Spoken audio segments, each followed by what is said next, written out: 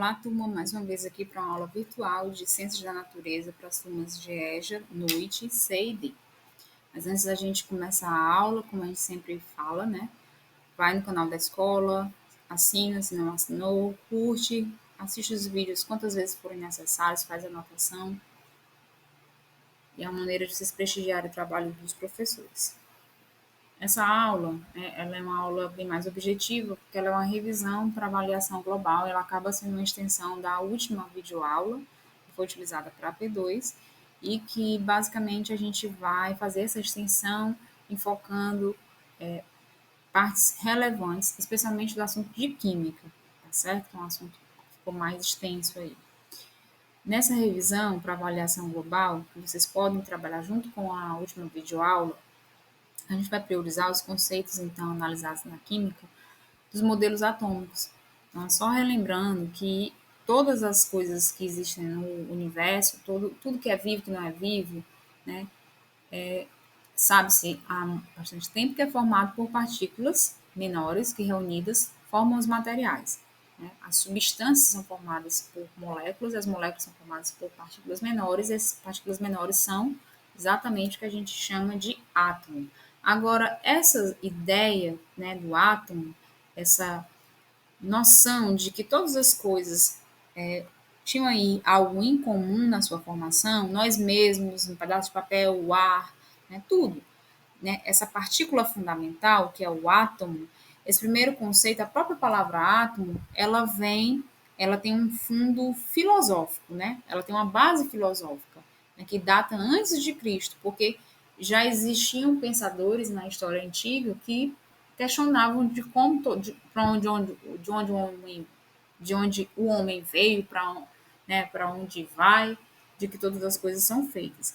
Só que há ainda a base da filosofia, né? Que a gente, na verdade, às vezes negligencia o estudar a filosofia, mas filosofar, primeiro, antes de tudo, é questionar o que está à sua volta.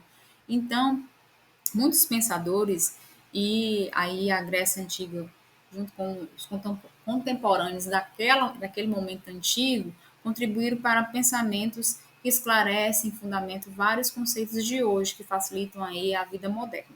Então, essa ideia de que todas as coisas é formada por uma partícula fundamental, e essa partícula fundamental, ela chegando nela, ela não poderia mais ser dividida, ou seja, que em grego isso significa átomo, partícula indivisível, foi lá, basicamente, na Grécia Antiga, com alguns filósofos gregos que, portanto, tiveram essa ideia, esse pensamento. Não foi algo necessariamente provado através de um modelo experimental, né? Mas esse pensamento, que aí tem um cara que ficou marcado, né, como dentro da história, a gente sempre tem datas e nomes.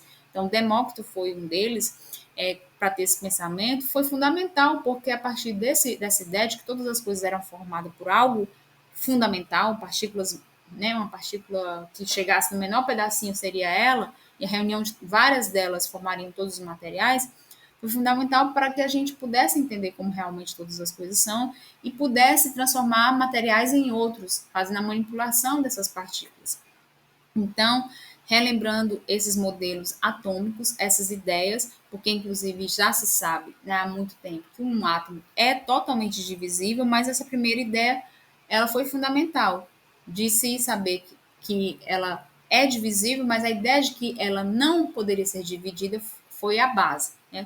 O principal, então, que os filósofos gregos nos trouxe foi o questionamento de que todas as coisas eram formadas e eram formadas realmente por uma partícula em comum, que é o átomo.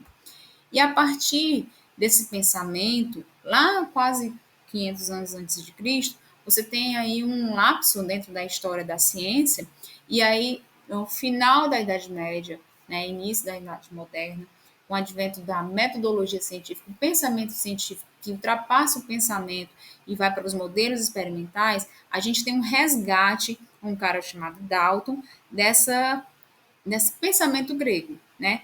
Então, Dalton, ele elaborou, ele melhorou aí o modelo em termos de algumas concepções que foram acertadas, como as coisas se transformam umas nas outras, conservando a ideia que foi o que realmente foi depois corrigido, mas importantíssimo para resgatar essa ideia lá dos gregos, de que todas as coisas eram formadas por uma partícula fundamental, que é o átomo. E o que ele conservou dos gregos que foi corrigido, que foi, na verdade, foi depois verificado que não era bem assim, a questão de ser indivisível, porque, na verdade, tudo é formado por átomos, nós somos formados por átomos, mas os átomos são totalmente divisíveis, porque senão a gente não poderia quebrar, cortar, amassar algo, não é verdade? Nem transformar uma substância em outra. Dentro dessa evolução, já na Idade Moderna, aí com experimentos, saindo de Dalton, você tem um melhoramento desse modelo, né? Com Thomson. Thomson, então, já se conhecia, já tinha noção, né, de conhecimentos da eletricidade, como as cargas elétricas, e que Thomson verificou, né, ele não sabia ainda exatamente como é que era um átomo por dentro, mas verificou que dentro do átomo tinham aí cargas negativas mergulhadas em uma massa positiva, né? Que lembrava muito uma espécie de bolo, uma espécie de pudim, né? Com passas. Então, também ficou conhecido como modelo de pudim ou bolo de passas, né? Guarda esse nome aí. A gente já falou sobre isso, a gente está recapitulando para a global. Aí a gente vai citando nomes e datas, mas ao mesmo tempo, em cada fase de cada um desses cientistas, a gente tem vários cientistas trabalhando em conjunto, colaborando em diferentes áreas do conhecimento, como a física, né? A física aí, quântica, ela também estava aí evoluindo e Rutherford, junto com outro cara aí, juntando aí os conceitos também de um outro físico, o Bohr, né? Verificou em termos de atrelando conceitos de energia, de quantidade de energia, de próprios conceitos de luz. Então, o trabalho desses dois caras continuou a ser feito e somado, né? E com isso ficou conhecido como o modelo de Rutherford-Bohr, né? Esse modelo de Rutherford-Bohr uniu conceitos importantes, onde verificou que, na verdade, um átomo ele é tão divisível que ele tem espaços bem organizados, né, dentro dele, de maneira que você tem uma região central que se concentram as partículas de carga positiva e as partículas de carga neutra. Essas partículas de carga positiva a gente chama de prótons, né? E as partículas de carga neutra a gente chama de nêutrons.